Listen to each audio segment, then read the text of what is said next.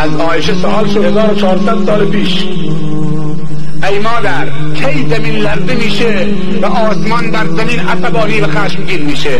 گفت زمانی که امت محمد 3 کار رو انجام بدن.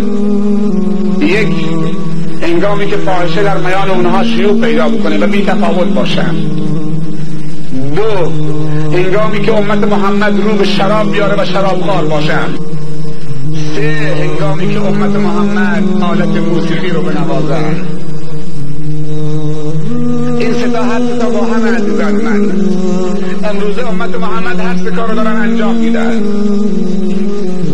هست توشون که فاحشه دارن انجام میدن و زمینه برای فاحشه و بی‌ناموسی و بی‌غیرتی و فساد و مسائل جنسی و تحریک شهوت.